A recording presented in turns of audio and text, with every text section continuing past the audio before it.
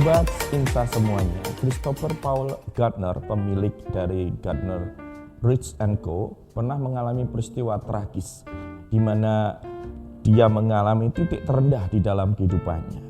Dia ditinggalkan istrinya, kehilangan rumah, kemudian kreditnya macet, dan dia mengalami hal-hal yang sangat-sangat membuat dia merasa menderita sekali. Nah, di titik lemahnya itu atau titik terendah dia itu ketika dia mengalami penderitaan yang luar biasa ini, tetapi dia tetap memiliki satu hal, yaitu daya juang.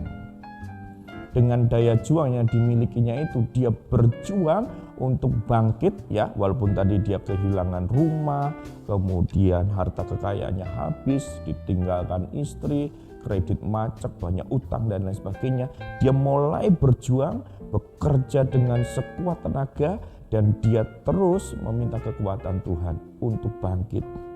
Dan Tuhan menolong dia, Tuhan berpihak dalam kehidupannya. Dia dibangkitkan, artinya semangatnya, dia bekerja dengan keras, dan akhirnya dia menjadi seorang pebisnis yang luar biasa. Dia menjadi motivator yang menginspirasi banyak perusahaan, banyak orang di dunia ini. Dan dia menjadi tokoh yang luar biasa pastinya. Karena ada daya juang. Dia tetap berjuang meskipun di dalam penderitaan yang luar biasa itu juga. Inilah yang dilakukan oleh Christopher Paul Gardner. Sobat Insta semuanya, dalam kehidupan ini mungkin juga kadang-kadang kita diizinkan Tuhan mengalami penderitaan, mengalami kehilangan, kemudian keterpurukan, ya. Tetapi itu juga sebenarnya tidak boleh untuk membuat kita terus jatuh terpuruk dan tidak bisa bangkit lagi. Kita harus berjuang dengan kuasa Tuhan. Seperti Paulus memberikan tugas kepada Timotius untuk tetap berjuang di dalam 1 Timotius 1 ayat 18. Tugas ini kuberikan kepadamu, Timotius anakku, sesuai dengan apa yang telah dinubuatkan tentang dirimu. Supaya apa? Supaya dikuatkan oleh nubuat itu engkau memperjuangkan perjuangan yang baik dengan apa? Dengan iman dan hati nurani yang murni. Kalau kita melihat ini, berarti Timotius harus berjuang.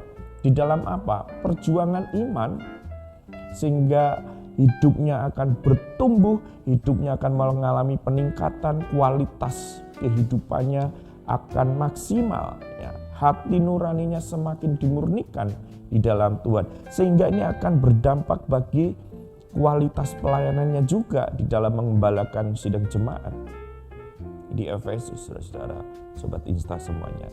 Ini yang harus dilakukan oleh Timotius, yaitu berjuang, memperjuangkan yang baik dengan iman dan hati nurani yang murni. Sehingga pelayanannya, bahkan kehidupannya juga akan bertumbuh, dan kehidupannya ini juga akan menjadi inspirasi buat jemaat yang dilayaninya, buat jemaat yang digembalakannya. Semuanya bertumbuh. Jadi pemimpinnya bertumbuh, ya, tapi orang-orang di sekitarnya juga ikut bertumbuh. Jadi perjuangan, daya juang itu akan menular, imannya juga menular kepada orang lain. Dari Paulus yang memberikan tugas kepada Timotius, dan Timotius akan menularkan itu kepada orang-orang di sekitarnya. Ini berjuang dengan luar biasa. Bagaimana dengan kehidupan kita, sobat Insta semuanya? Apakah kita juga memiliki daya juang?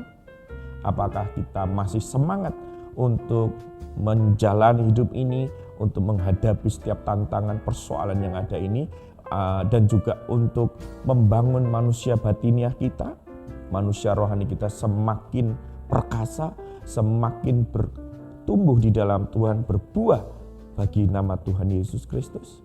Mari sobat Insta semuanya, kita berjuang bersama-sama.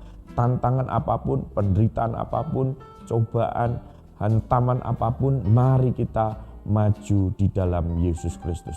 Tidak mudah memang, tetapi bersama Yesus Kristus kita akan cakap menanggung segala penderitaan dan tantangan itu. Ketika Anda berjuang dengan kuasa Tuhan, Anda sedang memantaskan diri untuk menggapai kesuksesan.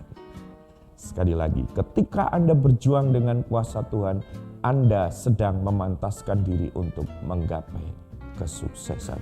Tuhan menyertai kita semuanya. Salam Insta, inspirasi untuk kita.